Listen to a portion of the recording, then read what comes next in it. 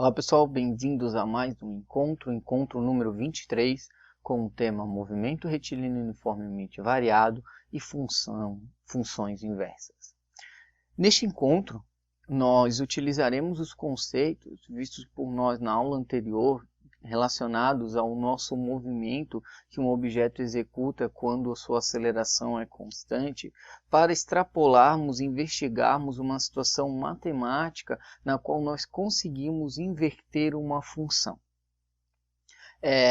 Lembrando, o nosso movimento retilíneo uniformemente variado, ele acontece quando a aceleração é constante. Uma das formas de presenciarmos um movimento com aceleração constante, como dito anteriormente, seria uma situação em que não houvesse resistência do ar e esse objeto ele fosse submetido a uma queda livre somente sobre a ação de uma força constante, que é a força-peso ou força gravitacional. Vimos ainda que se essa aceleração ela é constante, a equação que descreve esse tipo de movimento é a função horária da velocidade escalar, uma função da velocidade em função do tempo, que é uma função do primeiro grau, tendo como resultado uma expressão e um gráfico de uma reta.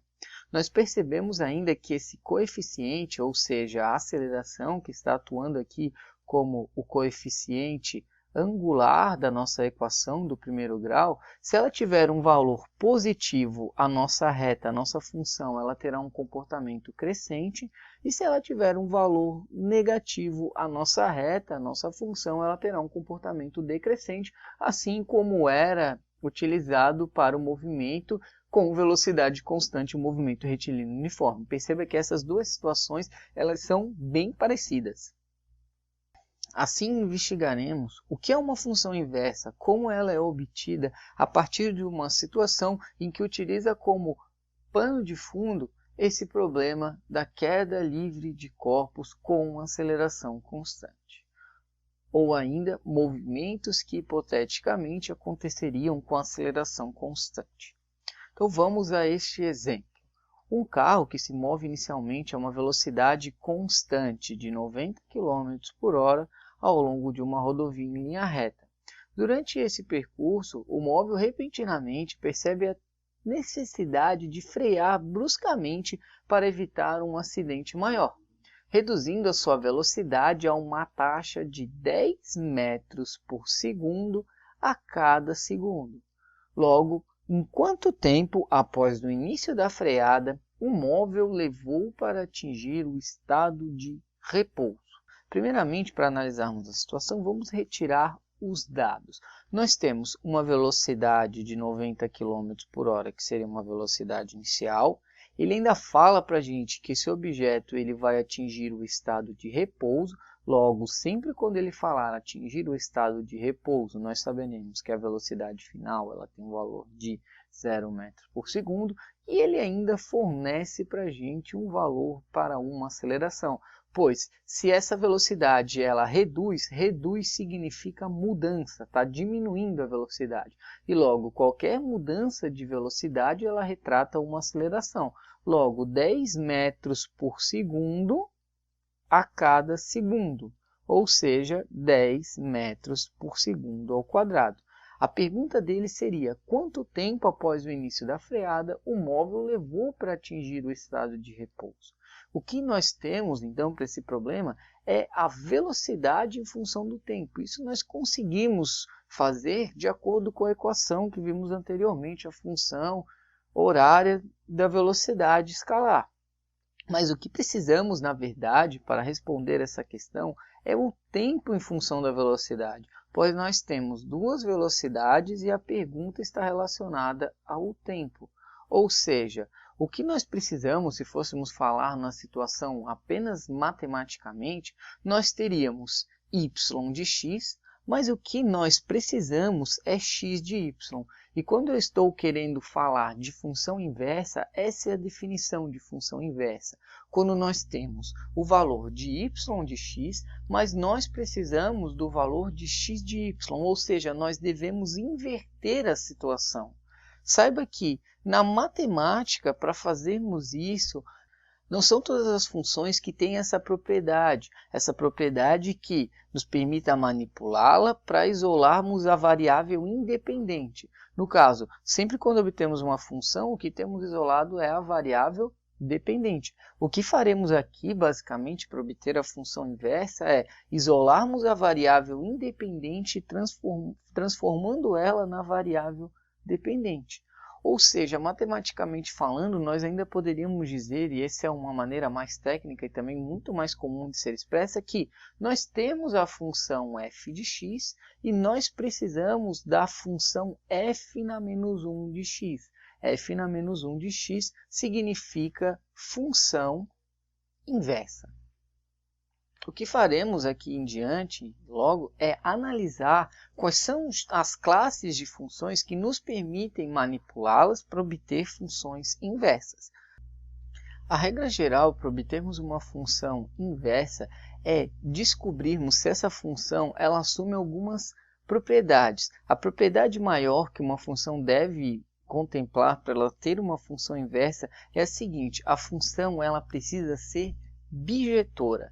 Logo, devemos descobrir o que significa uma função ser bijetora. A definição de uma função ser bijetora, ela está atrelada a duas outras definições, também um pouco com nomes um pouco complicados, que é o seguinte: uma função f ela é bijetora quando ela é injetora e sobrejetora.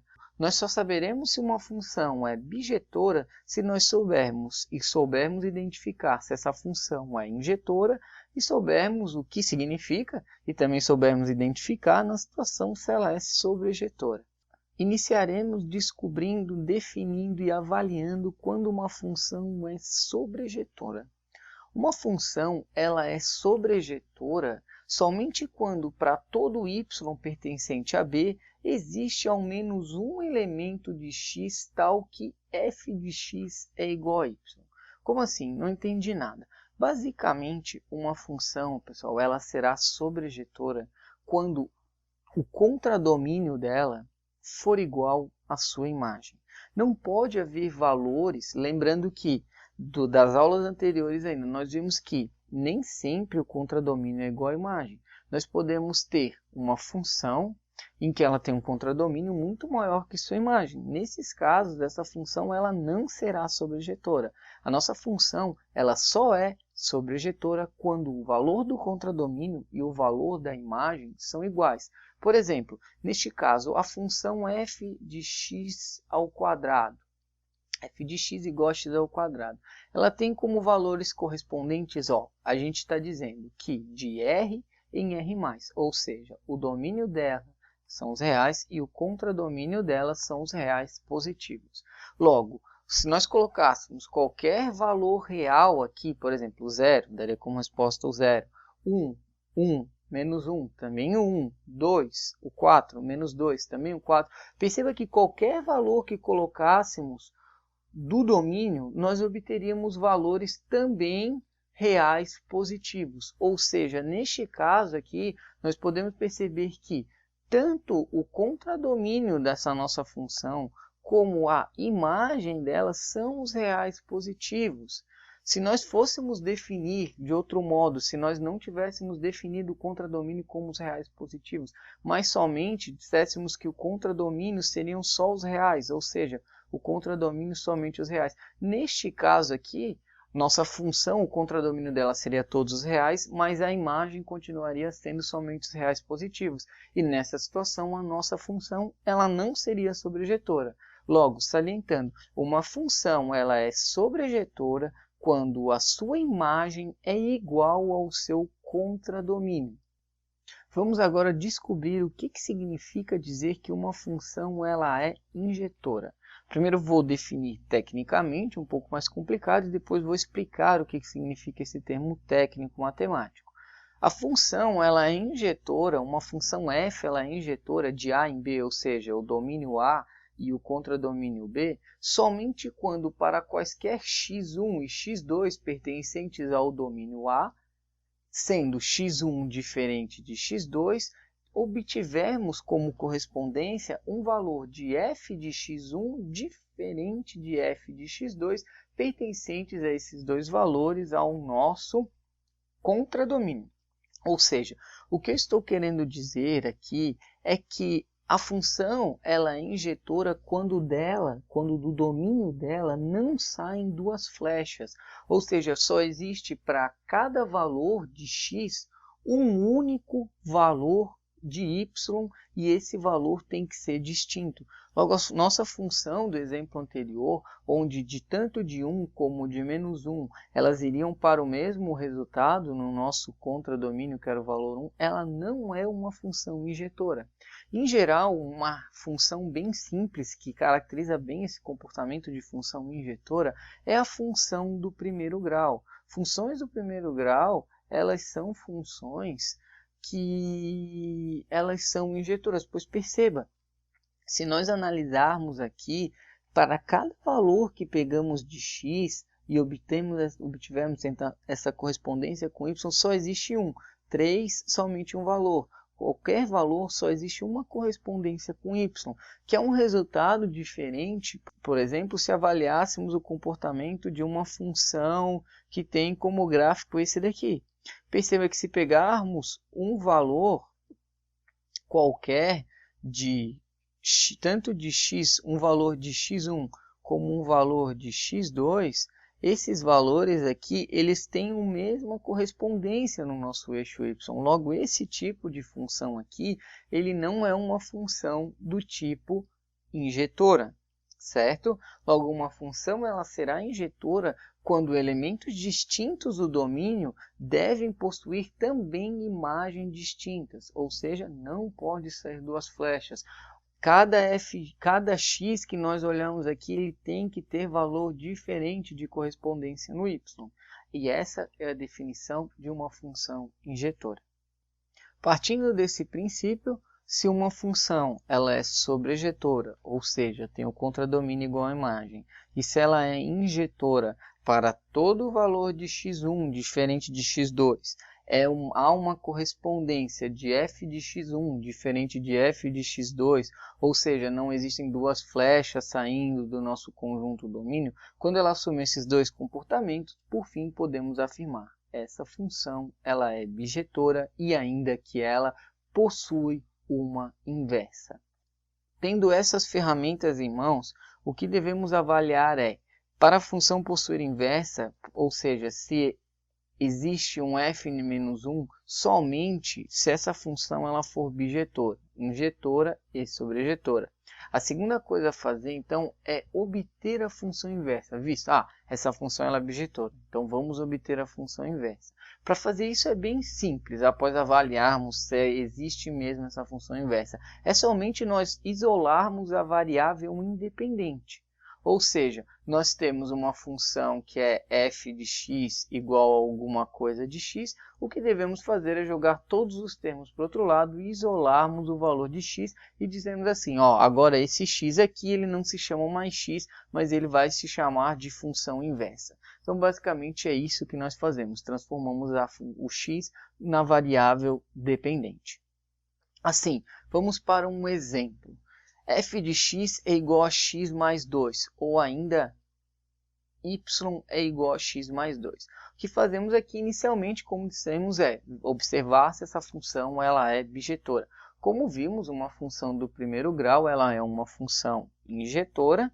Está implícito aqui que essa nossa função, como a gente sabe que ela é uma função, que ela é uma reta e tudo mais, ela tem como o conjunto imagem todos os reais e ela também tem um contradomínio todos os reais. Logo, ela também é sobrejetora. Assim, ela atende o primeiro critério de ser injetora e o segundo de ser sobrejetora e assim ela possui uma inversa. Para obtermos a inversa, devemos isolar a variável independente, ou seja, x é igual a y menos 2, somente passando o 2 para o outro lado com um sinal negativo, ou ainda somando menos 2 unidades de cada lado, que seria a operação equivalente. Assim, nós obtivemos essa relação.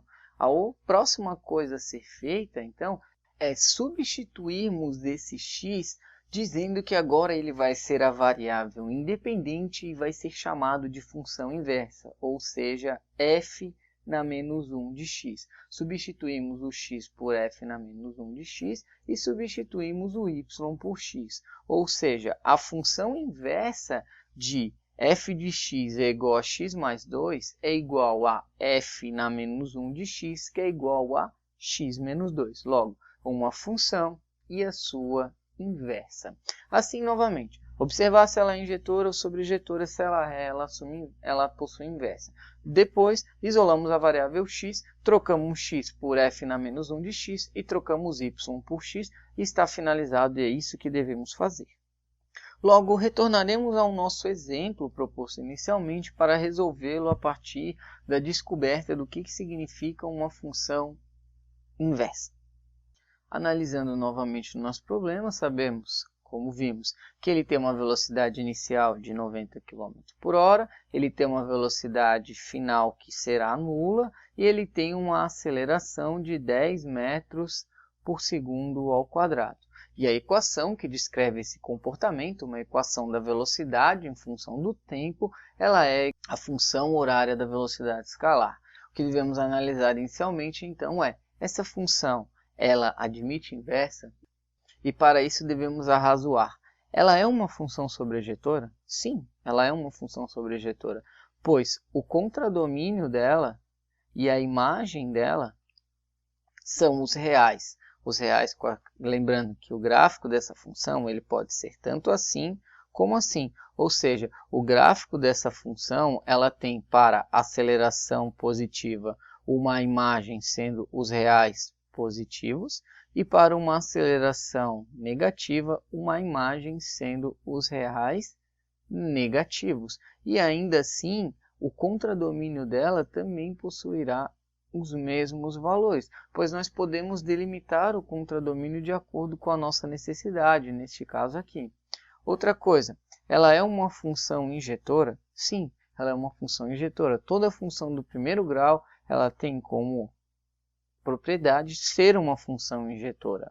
Assim, o que devemos concluir então é que é uma função injetora, é uma função subjetora, então logo essa função ela é bijetora e ela possui inversa. O que devemos fazer é retirar os dados, como fizemos anteriormente. Vamos relembrar que quando nós temos uma velocidade em km por hora, uma aceleração em metros por segundo ao quadrado, não podemos misturar essas unidades. Logo, eu optei por transformar a nossa velocidade de 90 km por hora em metros por segundo. Relembrando que para fazer isso nós devemos dividir por 3,6, logo 90 km por hora equivale a 25 metros por segundo. Outra coisa interessante, no movimento que ele fala, um movimento de freio, ou ainda conhecemos esse movimento de freio em que a nossa velocidade está no sentido e a nossa aceleração está no outro, de movimento também retardado, nós sabemos que nesses tipos de movimento a aceleração ela deve ser negativa, ou seja, quando temos uma aceleração negativa significa que estamos em um movimento retardado ou ainda que o carro, o objeto está freando. Assim, substituindo esses valores aqui na nossa equação, teríamos que a nossa velocidade em função do tempo é igual à velocidade inicial de 25 metros por segundo, menos, que a aceleração é negativa, 10 metros por segundo ao quadrado, vezes t. Lembrando, os passos para obtermos a equação inversa. Nós devemos isolar a variável independente, que neste caso é o t. Ou seja, passar o 25 para o outro lado, neste caso, v menos 25 é igual a menos 10t. Multiplicar por menos um dos dois lados da nossa expressão, para tirarmos esse sinal de negativo aqui. Ou ainda, 25 menos v é igual a 10t. E agora devemos isolar a variável somente passando 10 para o outro lado dividindo, ou ainda multiplicando por 1/10 dos dois lados, como que? Assim teríamos que o tempo seria igual a 25 menos v dividido por 10. E assim conseguimos a expressão que relaciona o tempo como a variável independente e a velocidade agora como variável dependente. Claro, neste caso aqui, nós não precisaríamos nem conjecturar sobre toda a estrutura matemática que é a injetora, sobrejetora, bijetora que está por trás do problema. Mas como esse curso ele é um curso interdisciplinar, eu quero deixar vocês capacitados para quando vocês enfrentarem situações estritamente matemáticas em que haja necessidade de vocês realizarem esse tipo de operação, vocês possuam essas ferramentas consigo para não errar o exercício ou ainda para continuar algum curso de graduação, que isso é bem comum e bem recorrente em algumas situações. Devemos agora lembrar que o problema central de tudo isso era qual é o tempo quando a velocidade deste objeto aqui ela tem o valor zero. Ou seja, devemos somente substituir nessa expressão v por zero. Assim, t é igual a 25 menos 0 dividido por 10, ou ainda t é igual a 25 menos 0, que é 25, dividido por 10, t é igual a 2,5 segundos. Neste caso, quando o tempo for de 2,5 segundos, nós sabemos que esse cara conseguiu, aplicando esse freio com essa aceleração de menos 10 metros por segundo a cada segundo, ou ainda menos 10 metros por segundo ao quadrado, parar completamente seu movimento. E assim, encerramos mais uma aula. Nos vemos na próxima. Espero que tenham gostado. Um abraço.